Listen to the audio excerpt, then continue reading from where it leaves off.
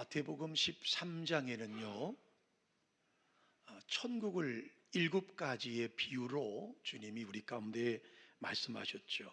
그래서 마태복음을 가리켜서 마태복음 13장을 7비유장이라고 이야기합니다.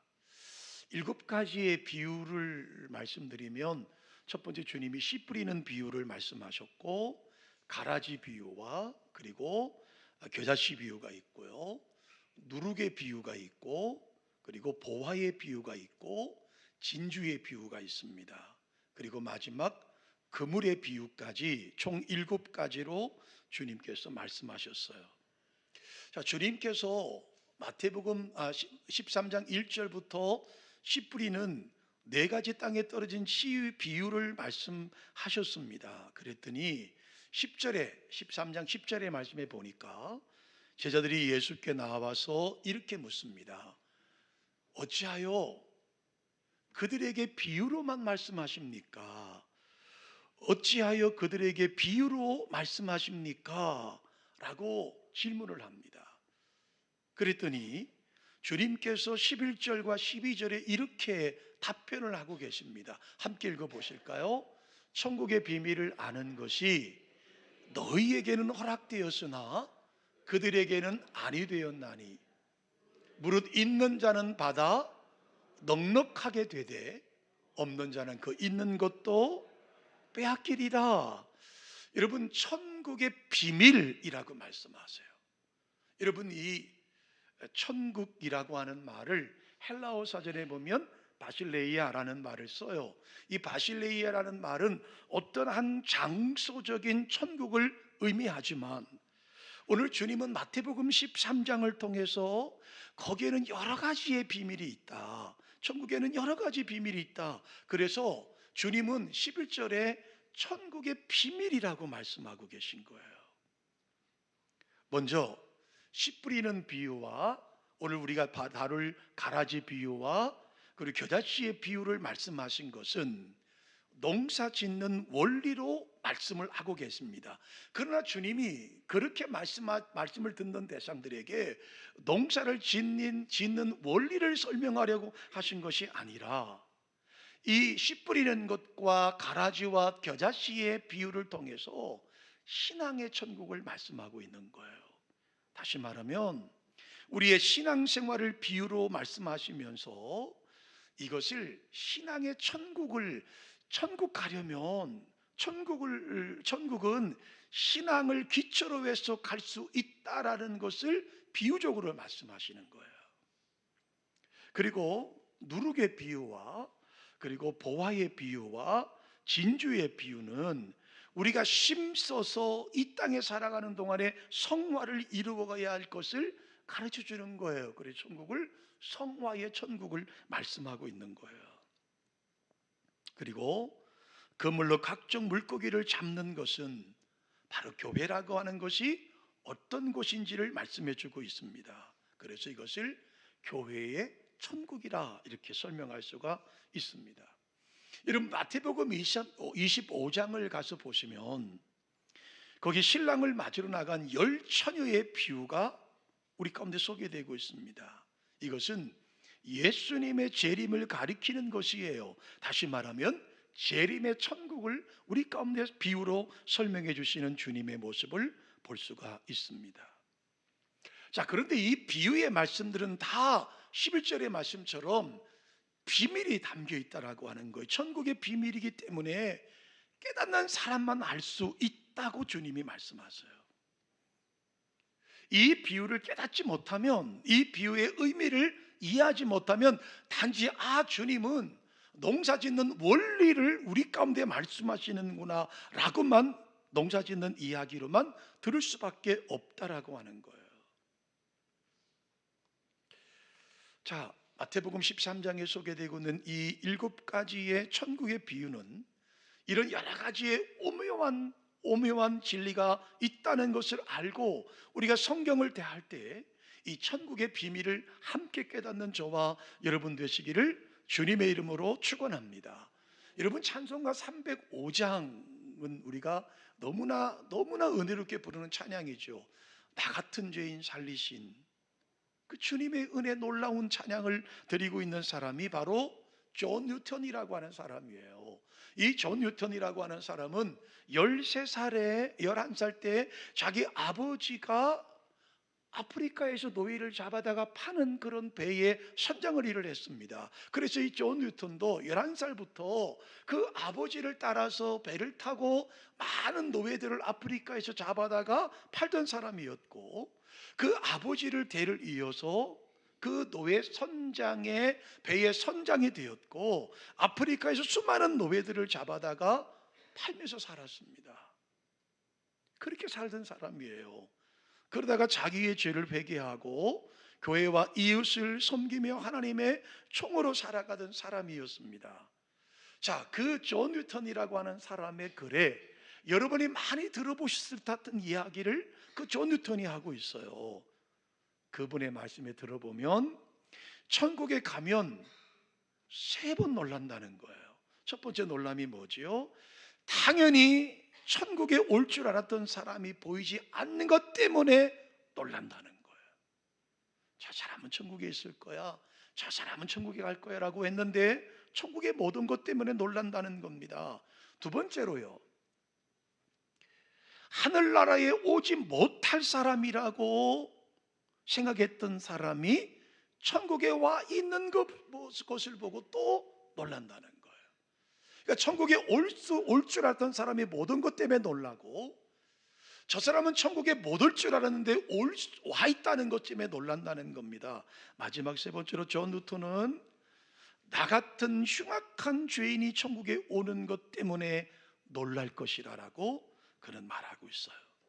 그러면 왜 이렇게 올 줄 안 사람이 못 오고 올 줄 모르는 사람이 오고 나 같은 죄인이 천국에 올 수 있는 것 때문에 왜 놀랄까요? 왜 이런 일이 일어날까요? 왜 이런 일이 일어날까요? 이것은 지상의 교회가 가지고 있는 모순이기 때문에 그렇습니다. 여러분, 통상적으로 교회는 두 가지로 나눌 수가 있습니다. 천상교회와 지상교회가 있습니다. 천상교회는 천국에 존재하는 교회입니다. 이 땅에서 믿음으로 승리한 사람들이 모여서 온전히 이루어지는 교회를 우리는 천상교회라고 말합니다. 그렇다면 지상에 있는 우리 드림교회를 포함한 지상의 교회는 많은 문제들을 안고 있는 교회들의 모습일 수밖에 없습니다. 하나님은 이 지상에 많은 문제가 있는 교회들을 가리켜서 하나님의 좋은 파트이라고 말씀하고, 하나님의 부름을 받은 사람들이 예수님의 보배로운 피로 구원받아서 하나님의 자녀들이 은혜를 받으며 살아가는 교회가 바로 지상교회입니다. 그런데 지상교회를 문제가 많은 불완전한 교회라고 말씀하고 있는 거예요. 왜 그러냐 하면 이 지상교회는 완전한 구원을 이룬 성도들도 있습니다. 그러나 아직도 거듭나지 못한 옛 습성을 가지고 있는 성도들도 있습니다. 문제는 오늘 주님께서 말씀하신 것을 비추어 보면 이 지상교회는 가라지도 있다고 말씀하고 있어요. 이곳에는 거듭난 성도들도 있습니다. 아직 거듭나지 못한 성도들도 있습니다. 문제는 가라지들도 있다고 성경은 말씀하고 있습니다.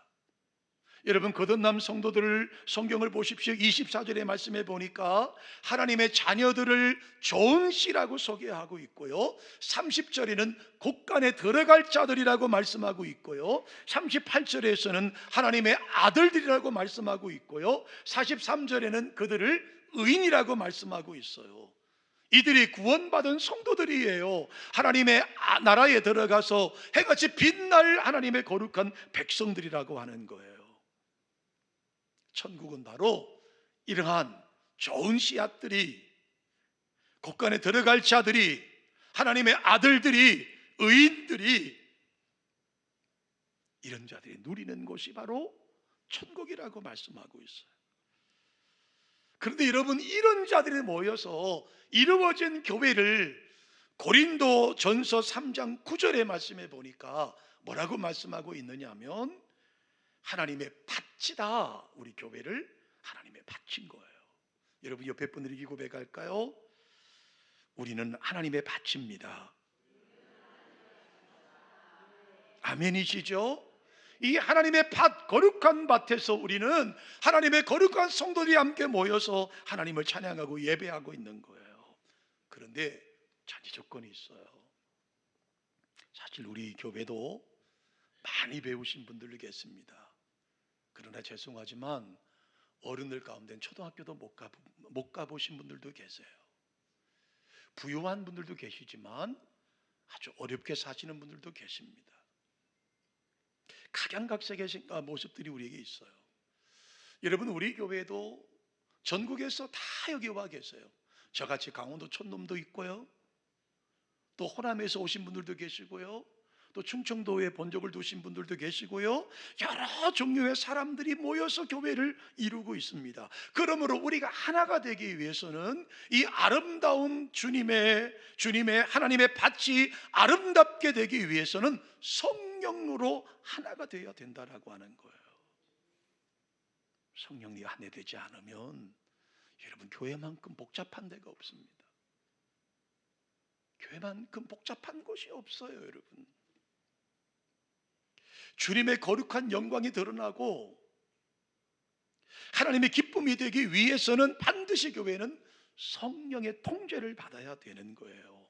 그런데 오늘 주님께서 말씀하시는 것을 보면 이 지상교회는 문제가 많이 갖고 있는 모순을 덩어리를 가지고 있기 때문입니다. 때로는 교회 안에서도 거룩한 덕을 세우지 못할 때가 여러분 있어요. 때로는 교회 안에서도 시기와 질투가 있어서 도덕적으로 깨끗하지 못하고 세상 사람들로부터 조롱당할 때가 여러분 있어요.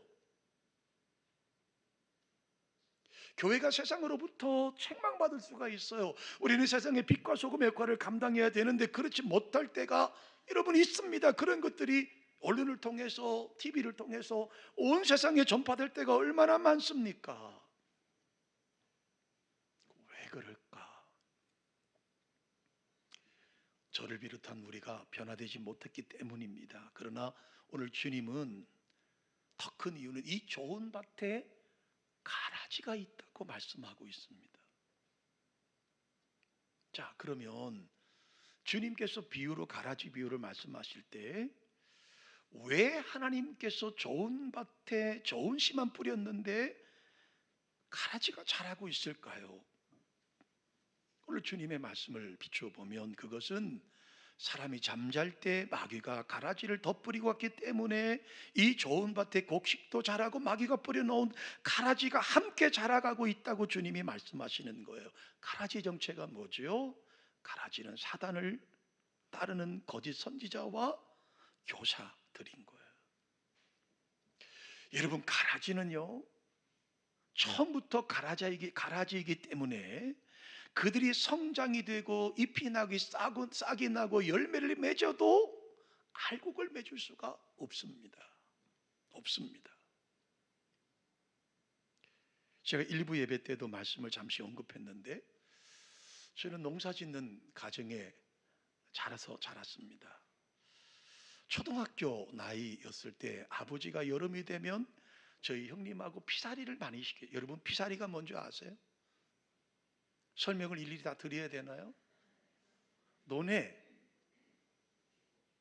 벼를 심었는데 뭐가 자라요? 피가 자라요. 초등학교 때 여러분 뭘 제가 알겠습니까? 그러니 너무 귀찮은 거예요. 아버지가 하라고 하니까 흉내 내야 되니까 낫을 하나 들고 들어가서 벼고 피고 그냥 막 빼버리는 거예요.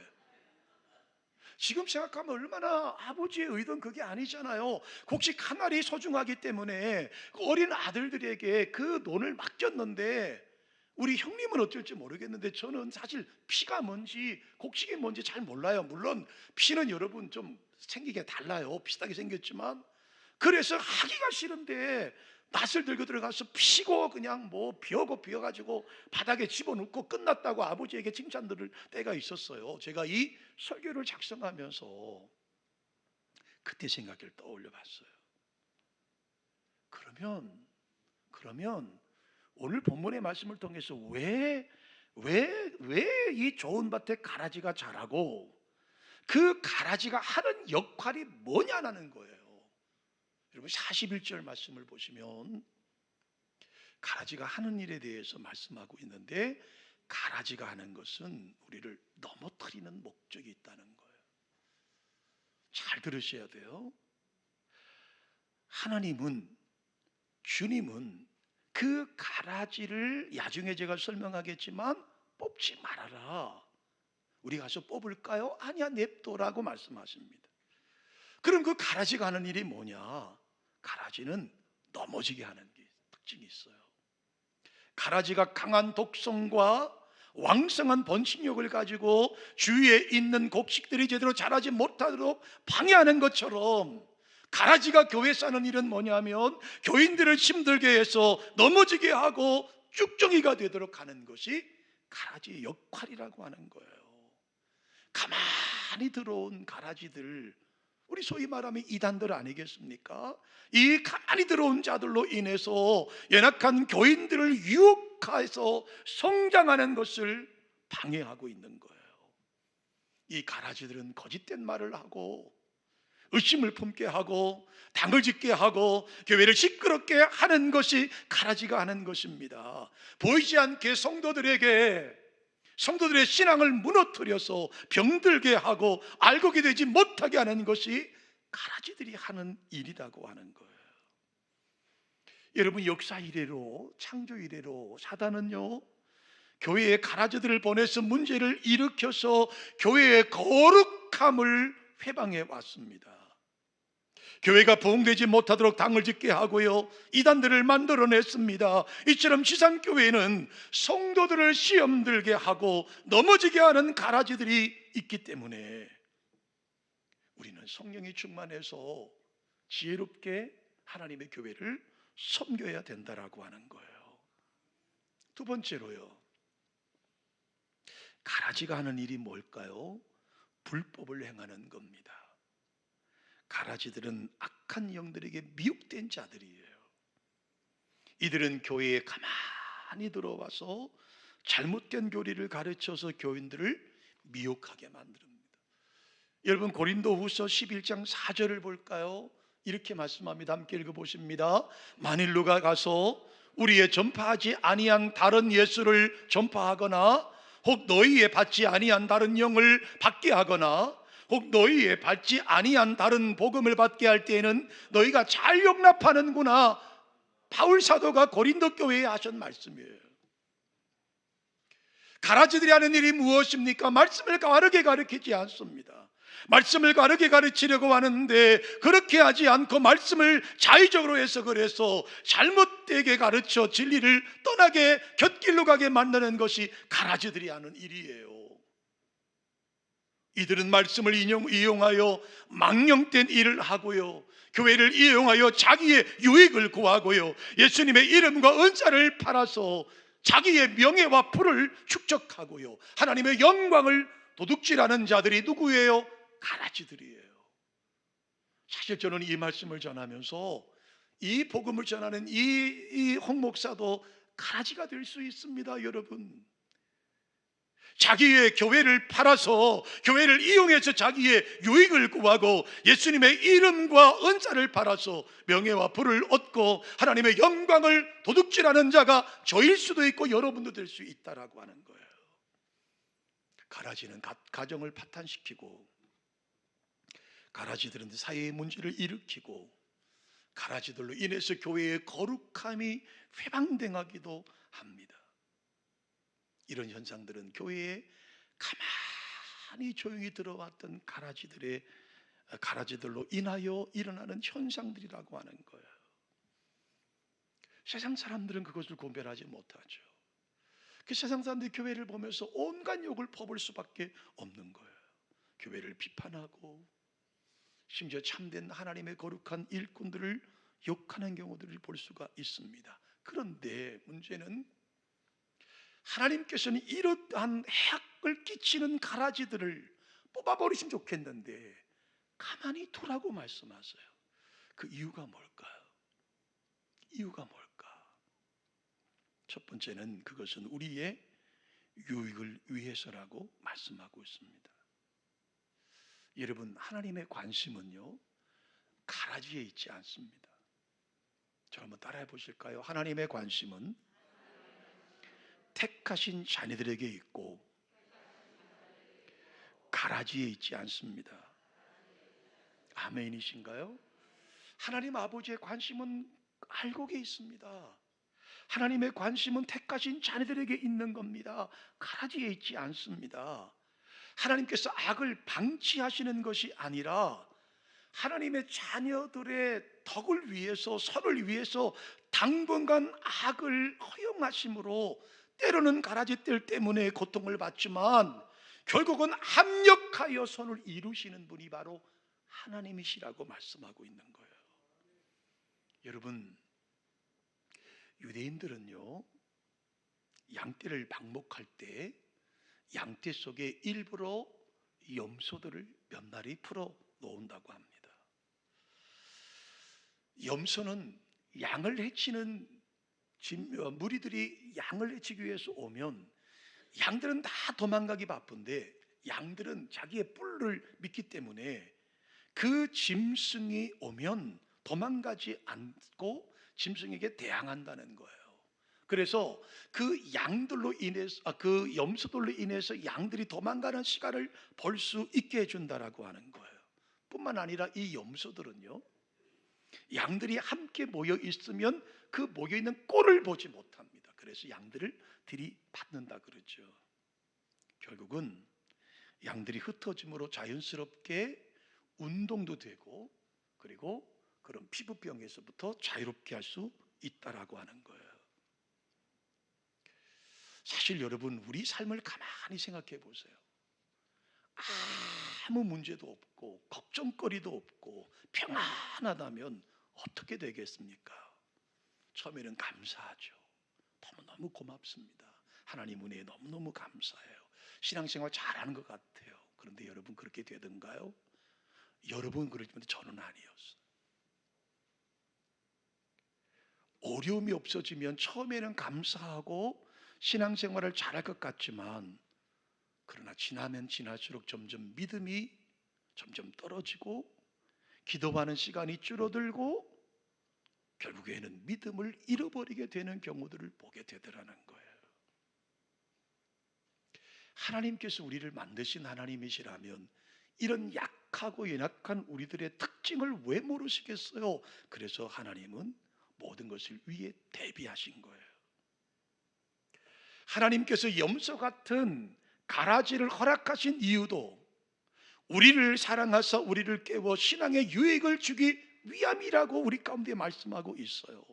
때로는 가라지 때문에 어려움을 당하기도 합니다. 때로는 가라지 때문에 우리가 힘들기도 합니다. 그러나 여러분 아십니까? 이 가라지로 인하여 우리가 성결하게 되고요, 이 가라지로 인하여 우리가 강하여지고요, 이 가라지로 인하여 하나님을 더욱더 의지하게 되고요, 이 가라지로 말미암아 우리가 악을 멀리하게 된다라고 하는 유익이 있다라고 하는 겁니다. 잠시 잠깐 우리가 고통을 당하기도 하고 어려움을 당하기도 하지만 그러나 결국은 우리를 더 건강한 신앙인으로 만들어가는 것이 가라지의 역할이라고 하는 거예요. 그래서 하나님은 이것을 뽑지 않으시는 거예요. 교회 안에 곡식과 가라지가 공존하게 하신 이유라고 하는 사실이에요.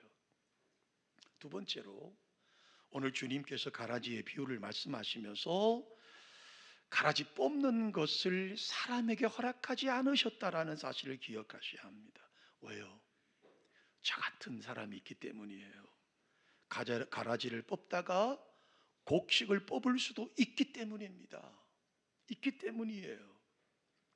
여러분, 가라지는요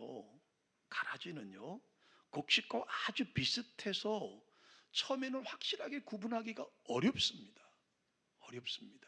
자, 농사를 예를 들어보면 제가 어릴 때 경험했던 그 농사를 예를 들어보면 모판에 모를 먼저 심습니다. 모가 자랍니다. 우리 강원도 시골 사람들은 그걸 찐다고 합니다. 모를 찧어내죠. 솎아냅니다. 그리고 봄밭에 갑니다. 그리고 심습니다. 모판에 있을 때는 여러분 피가 뭔지 모가 뭔지 잘 구분이 안 됩니다. 피살이 할 수 없습니다. 그래서 모를 모판에서 찧어내서 이제 본론에 가서 심어놓고 자라고 싹이 나기 시작하면 그때부터 모하고 피가 구분될 수 있다라고 하는 거예요. 그런데 여러분 가라지와 곡식은 아주 비슷해서요 확실하게 구별하기가 쉽지 않습니다. 이삭이 나고 싹이 나봐야 이것이 알곡이고 이것이 가라지다는 것을 알 수가 있어요. 전문가가 아니면 잘 구별할 수가 없습니다. 사실 여러분 우리의 삶도 가만히 보면 우리가 하나님의 은혜를 받고 하나님의 거룩한 백성이 되었지만 처음 우리의 모습은 가라지와 별 차이 없지 않나요? 가라지와 같이 그렇게 살던 사람이 하루아침에 은혜 받고 하루아침 변화되지 않습니다. 옛날 모습이 그대로 남아있어서 가라지와 구분이 잘 되지 않습니다. 죄송하지만 교회를 오래 다녔지만 여전히 가라지같이 사는 성도들도 여러분 있습니다. 그래서 하나님의 진짜 알곡인지 가라지인지 구분할 수가 없습니다. 이처럼 우리는 사람의 겉모습을 보고 판단할 수가 없어요. 저 사람이 알곡인지 저 사람이 가라지인지 우리는 알 수 없어요. 우리는 그 속 사람을 볼 수 없습니다. 그렇게 기도의 사람이고 그렇게 믿음의 사람이었던 사무엘도요 외모와 신장을 보았지 않습니까? 하나님이 사무엘에게 뭐라고 말씀하십니까? 너는 외모와 신장을 보지만 사람은 외모와 신장을 보지만 나 여호와는 너희 중심을 본다고 말씀하지 않습니까? 여러분 우리가 사람을 함부로 판단하면 어떤 일이 생기는지 로마서 2장 1절에 이렇게 말씀합니다. 함께 읽어보실까요? 그러므로 남을 판단하는 사람아 누구를 막론하고 내가 핑계하지 못할 것은 남을 판단하는 것으로 내가 남을 정죄함이니 판단하는 내가 같은 일을 행함이니라. 판단하지 말라는 겁니다. 야고보서 4장 12절 말씀 함께 또 읽어보실까요? 입법자와 재판관은 오직 한 분이시니 능히 구원하기도 하시며 멸하기도 하시느니라. 너는 누구이기에 이웃을 판단하느냐라고 말씀하세요. 여러분 온전하신 분은 하나님밖에 없어요. 온전하게 본질을 보실 수 있는 분은 하나님밖에 없다고요. 바르게 판단하실 분도 하나님밖에 없다고요, 여러분. 그래서 사람은요 곡식을 가라지로 옵하나요 뽑을 수 있기 때문에 하나님은 뽑지 말라고 말씀합니다. 뿐만 아니라 가라지와 알곡은 같은 자리에 있기 때문에 서로가 얽혀 있다라고 하는 거예요. 뿌리가 얽혀 있습니다. 그래서 가라지를 뽑을 때 잘못 뽑으면 곡식의 뿌리를 상하게 하고 고통을 받게 하기 때문에 하나님은 뽑지 말라고 말씀합니다. 그러나 여러분 마지막 때가 되면 하나님께서 반드시 가라지를 심판하신다고 말씀합니다. 여러분 두려운 말씀이지 않습니까? 지금의 지상교회는 알곡과 쭉정이 곡식과 가라지가 더불어 공존하고 있습니다. 그러나 때가 되면 하나님은 구별하시겠다고 말씀합니다. 여러분 부자와 나사로가 같이 살았습니다. 그때는 부자가 축복받은 사람이라고 생각했습니다. 그러나 그들의 생이 마감될 때 나사로에겐 천사를 보내어 아브라함의 품에 안겨서 위로받게 하셨고 부자는 음부에 떨어져 고통을 당하게 하셨습니다. 자, 여러분 오늘 41절과 42절을 우리 함께 또 읽어보실까요? 인자가 그 천사들을 보내리니 그들이 그 나라에서 모든 넘어지게 하는 것과 또 불법을 행하는 자들을 거두어 내어 불못불에 던져 넣으리니 거기서 울며 이를 갈게 되리라. 라고 말씀합니다. 인자가 그 천사들을 보낼 것이다. 너희가 손대지 마라. 가라지를 너희가 뽑으려고 하지 마라. 인자가 천사를 보내리니 저희가 그 나라에서 모든 넘어지게 하는 것들과 또 불법을 행하는 자들을 거두어내어 풀무불에 던져 넣으리니 거기서 울며 이를 가는 날이 반드시 임할 것이다. 거기 가라지들은 영원히 꺼지지 않는 불에 들어가 형벌을 받는다고 말씀합니다. 그러나 의인들은 하늘 곳간에 들어가 영원한 위로를 받고 영생을 누리게 된다고 말씀합니다. 여러분, 요한계시록 21장 4절 말씀을 마지막으로 한 목소리로 함께 읽어보실까요? 모든 눈물을 그 눈에서 닦아주시니 다시는 사망이 없고 애통하는 것이나 곡하는 것이나 아픈 것이 다시 있지 아니하리니 처음 것들이 자 지나갔음이로라. 이것이 알곡들이 누려야 될 축복이에요. 천국의 비밀이고 천국의 영광스러운 해같이 빛나는 삶을 말씀하고 있어요. 여러분, 거기는요, 천국에는요, 죄를 짓게 하는 마귀도 가라지도 여러분 없어요. 더위도 없습니다. 추위도 없습니다. 질병도 없습니다. 힘들게 하고 상처 주는 사람도 없습니다. 눈물을 흘리게 하는 어떤 것도 존재하지 않는 곳이 천국입니다. 최고의 아름답고 단장된 환경에서 최고의 기쁨을 가지고 영생을 누리는 곳이 천국인 거예요. 그러나 거기까지 가기 위해서는 아직도 우리는 이 땅에서 가라지들과 함께 공존하며 살아가야 되는 겁니다. 사랑하는 드림 가족 여러분, 때로는 가라지 때문에 마음이 상하기도 합니다. 때로는 가라지 때문에 불평하다가 넘어지기도 합니다. 그러나 여러분, 가라지 때문에 상처를 받아도 절대로 예수님 안에 떠나는 일이 없기를 주님의 이름으로 축원합니다. 많은 사람들을 만나봐요. 교회를 나오지 않는 분들을 만나보면 다 같이 똑같이 하는 말이 있어요. 상처를 받았대요. 나는 교회에서 상처를 받았어요. 목사님, 나 교회 안 나갑니다. 그런데 여러분, 그들이 상처받은 것이 교회인데요, 희한하게 상처 준 사람은 하나도 없어요.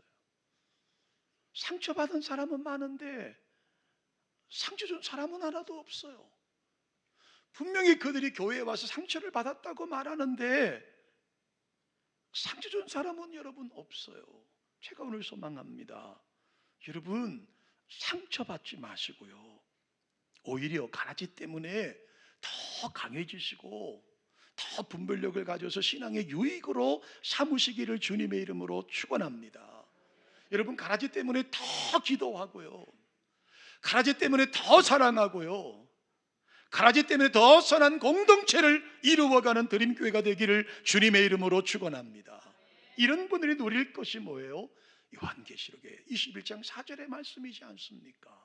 그 천국 소망하며 오늘도 믿음의 길을 걸어가는 저와 여러분 되시기를 주님의 이름으로 축원합니다.